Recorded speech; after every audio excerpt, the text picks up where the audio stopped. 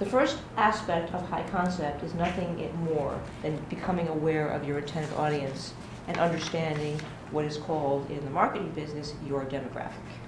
Does that make sense? And even if your demographic, you know, someone here is writing, is it okay if I say, Eva, you're writing an erotic, noir, sci-fi feature. So I get it? Correct. Okay, I mean, it sounds really good to me. But it may have a limited audience. Because people who like erotic rarely like sci-fi, right? It's hard to get those things together unless it's a certain kind of, you see, again, now we have to get specific, all right? There are lots of guys who like animated stuff with women in little clothing, but there are not so many sci-fi guys that want to see people making love on another planet, right? It's a whole different vibe. And so it's a question of not compromising your work, it's understanding who would appreciate it, okay, and making a decision. So the first level of understanding how to make something commercially viable is to see what's there, not what you'd like to be there, but to see what's there. Who, and you know, it's probably a safe bet to say that you're writing what you'd like to see in some way. So probably your audience is, you know, the alternative version of you. Does that make sense? Now, if you don't want that, then you know what to do. You have to change your story, right? Or if you want a wider audience, you have to change your story, right? So, how many of you, let's just get a count here, how many of you are working on features? In a show of hands. All right, how many writer-directors do we have here? Okay, how many writer-producers? Okay, anybody who is writing needs to be a producer at this point, you know, right? So, even if you're only producing the sale of your work, yeah?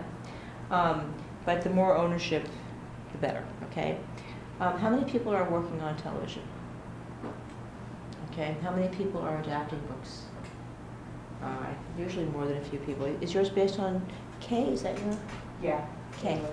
K, what's your book? What is your book based on a true story? No. Okay, so it's you're dark comedy fantasy. okay, so you're adapting and you have the rights, yes? I'm working with the author. So the rights, his film agent doesn't think I deserve the rights at this point, so working with the author, just got an email today that his notes on the treatment that myself and my writing team created, because we're trying to have something tangible to present again to his film agent. Or at least something that puts him in it.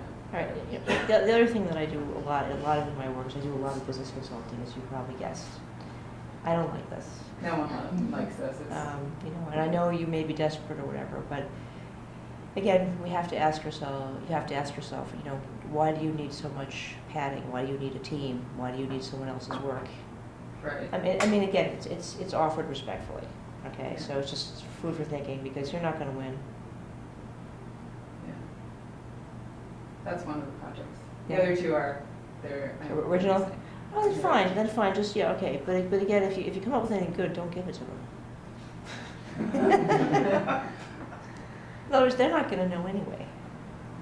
I mean, that's the other myth about this. Okay, this is the other thing. Let's talk about this. Okay, agents and producers, they don't know.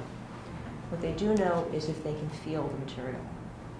And so the real issue when you're writing anything that you want to describe as high concept is you must, you know, when you read my article, you must connect with your audience. That's everything else is gravy. Everything else I'm going to talk about. I mean, if you left here and you really listened to me, you'd be fine.